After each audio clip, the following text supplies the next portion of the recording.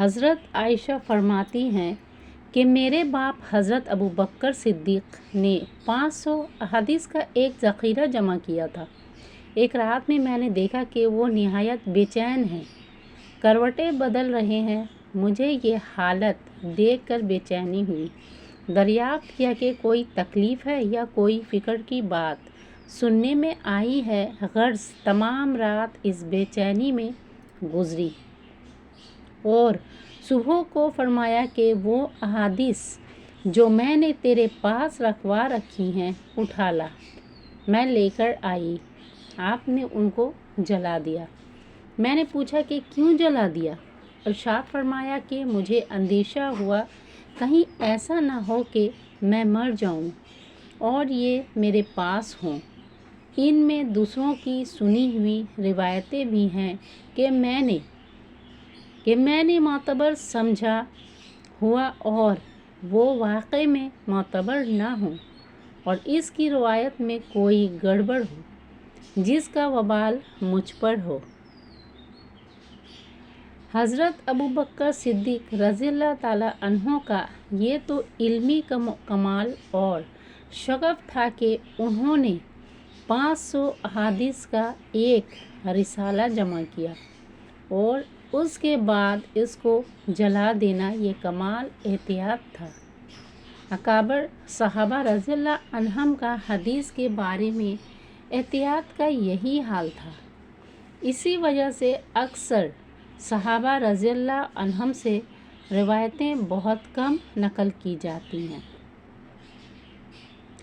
ہم لوگوں کو اس واقعے سے سبق لینے کی ضرورت ہے جو منبروں پر بیٹھ کر بے دھڑک احادیث نقل کرتے ہیں، حالانکہ حضرت ابو بکر صدیق رضی اللہ تعالیٰ عنہ ہر وقت کے حاضر باش سفر حضر کے ساتھ ہجرت کے رفیق صحابہ کہتے ہیں کہ ہم میں بڑے عالم حضرت ابو بکر تھے۔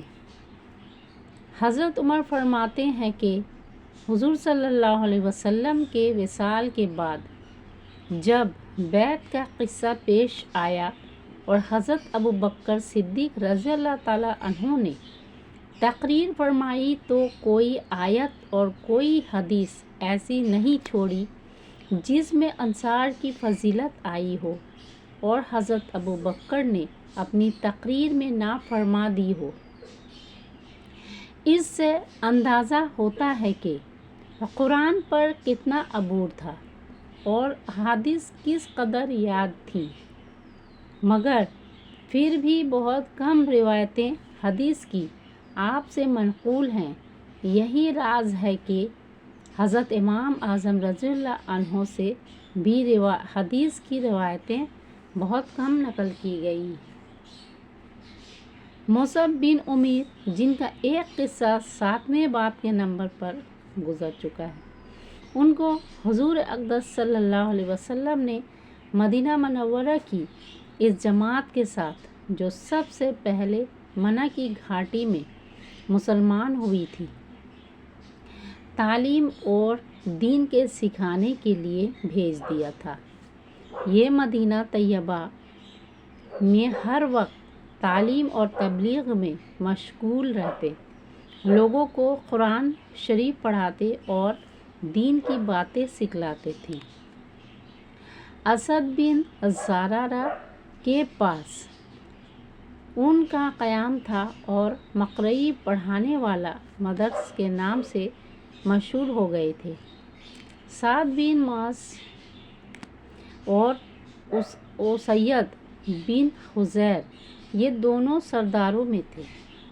ان کو یہ بات ناگوار ہوئی۔ سعد نے اسید سے کہا کہ تم اسد کے پاس جاؤ اور ان سے کہو کہ ہم نے یہ سنا ہے کہ تم کسی پردیسی کو اپنے ساتھ لے آئے ہو جو ہمارے ضعیف لوگوں کو بے وقوف بناتا ہے، بہکاتا ہے۔ وہ اسد کے پاس گئے اور ان سے سختی سے یہ گفتگو کی۔ اسد نے کہا کہ تم ان کی بات سن لو، اگر تمہیں پسند آئے قبول کر لو، اگر سننے کے بعد ناپسند ہو تو روکنے کا مذائقہ نہیں۔ اسید نے کہا کہ یہ انصاف کی بات ہے، سننے لگے۔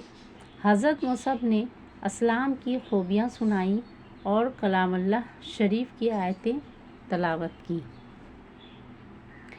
حضرت اسید نے کہا کہ کیا ہی اچھی باتیں ہیں اور کیا ہی بہتر کلام ہے۔ جب تم اپنے دین میں کسی کو داخل کرتے ہو تو کسی طرح داخل کرتے ہو تو ان لوگوں نے کہا کہ تم نہاؤ، پاک کپڑے پہنو اور کلمہ شہادت پڑھو۔ حضرت اسید نے اسی وقت سب کام کیے اور مسلمان ہو گئے۔ اس کے بعد یہ سعد کے پاس گئے اور ان کو بھی اپنے ہمراہ لائے۔ ان سے بھی یہی گفتگو ہوئی۔ سعد بن معاذ بھی مسلمان ہو گئے اور مسلمان ہوتے ہی اپنی قوم بنوالا شہل کے پاس گئے۔ ان سے جا کر کہا کہ میں تم لوگوں کی نگاہ میں کیسا آدمی ہوں؟ انہوں نے کہا کہ ہم میں سب سے افضل اور سب سے بہتر ہو۔ اس پر سعد نے کہا کہ مجھے تمہارے مردوں اور عورتوں سے کلام حرام ہے۔ جب تک تم مسلمان نہ ہو جاؤ اور محمد صلی اللہ علیہ وسلم پر ایمان نہ لاؤ۔ ان کے اس کہنے سے قبیلہ اشہل کے سب مرد عورت مسلمان ہو گئے اور حضرت مصعب ان کو تعلیم دینے میں مشغول ہو گئے۔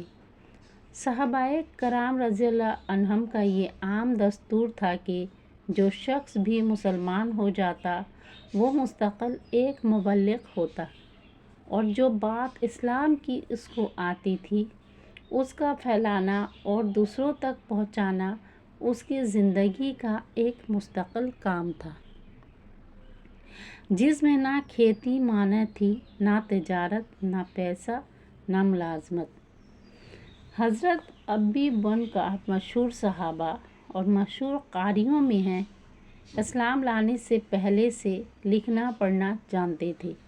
عرب میں لکھنے کا عام دستور نہیں تھا۔ اسلام کے بعد سے اس کا چرچا ہوا، لیکن یہ پہلے سے واقف تھے۔ حضور اقدس صلی اللہ علیہ وسلم کی خدمت میں حاضر رہ کر وحی بھی لکھا کرتے تھے۔ قرآن شریف کے بڑے ماہر تھے اور ان لوگوں میں تھے جنہوں نے حضور صلی اللہ علیہ وسلم کی زندگی ہی میں تمام قرآن شریف حفظ کر لیا تھا۔ حضور صلی اللہ علیہ وسلم کا ارشاد ہے کہ میری امت کے بڑے قاری ابی بن کعب ہیں۔ تہجد میں 8 راتوں میں قرآن پاک کے ختم کرنے کا اہتمام تھا۔ ایک مرتبہ حضور اقدس صلی اللہ علیہ وسلم نے ارشاد فرمایا کہ اللہ جل شانہ نے مجھے ارشاد فرمایا ہے کہ تمہیں قرآن شریف سناؤں۔ عرض کیا یا رسول اللہ صلی اللہ علیہ وسلم، اللہ تعالیٰ نے میرا نام لے کر کہا۔ حضور صلی اللہ علیہ وسلم نے فرمایا ہاں تمہارا نام لے کر کہا۔ یہ سن کر فرد خوشی سے رونے لگے۔ ذکر میرا مجھ سے بہتر ہے کہ اس محفل میں۔ جندب بن عبداللہ کہتے ہیں کہ میں مدینہ طیبہ علم حاصل کرنے کے لیے حاضر ہوا تو مسجد نبوی میں حدیث پڑھانے والے متعدد حضرات تھے اور شاگردوں کے حلقے متفرق طور پر علیحدہ علیحدہ ہر استاد کے پاس موجود تھے۔ میں ان حلقوں پر گزرتا ہوا ایک حلقہ پر پہنچا جس میں ایک صاحب مسافرانہ ہیبت کے ساتھ صرف 2 کپڑے بدن پر ڈالے ہوئے بیٹھے حدیث پڑھا رہے تھے۔ میں نے لوگوں سے دریافت کیا کہ یہ کون بزرگ ہیں؟ بتایا کہ مسلمانوں کے سردار ابی بن کعب ہیں۔ میں ان کے حلقہ درس پر بیٹھ گیا۔ جب حدیث سے فارغ ہوئے تو گھر جانے لگے۔ میں بھی پیچھے ہو لیا۔ وہاں جا کر دیکھا ایک پرانا سا گھر، خستہ حالت، نہایت معمولی سامان، زاہدانہ زندگی۔ حضرت ابی کہتے ہیں کہ ایک مرتبہ حضور اقدس صلی اللہ علیہ وسلم نے میرا امتحان لیا۔ ارشاد فرمایا کہ قرآن شریف میں سب سے بڑی آیت برکت اور فضل کے اعتبار سے کون سی ہے؟ میں نے عرض کیا کہ اللہ اور اس کے رسول ہی بہتر جانتے ہیں۔ حضور اقدس صلی اللہ علیہ وسلم نے دوبارہ سوال فرمایا۔ مجھے ادب مانے ہوا، میں نے پھر وہی جواب دیا۔ تیسری مرتبہ پھر ارشاد فرمایا۔ میں نے عرض کیا آیت الکرسی۔ حضور اقدس صلی اللہ علیہ وسلم خوش ہوئے اور فرمایا اللہ تجھے تیرا علم مبارک کرے۔ ایک مرتبہ حضور اقدس صلی اللہ علیہ وسلم نماز پڑھا رہے تھے، ایک آیت چھوٹ گئی۔ حضرت ابی نے نماز میں لقمہ دیا۔ حضور اقدس صلی اللہ علیہ وسلم کے نماز کے بعد ارشاد فرمایا کہ کس نے بتایا؟ حضرت ابی نے عرض کیا کہ میں نے بتایا تھا۔ حضور نے ارشاد فرمایا میرا بھی یہی گمان تھا کہ تم نے بتایا ہوگا۔ یہ حضرت ابی باوجود اس علمی شغف اور قرآن پاک کی مخصوص خدمات کے حضور کے ساتھ ہر غزوے میں شریک ہوئے ہیں۔ حضور کا کوئی جہاد ایسا نہیں جس میں ان کی شرکت نہ ہوئی۔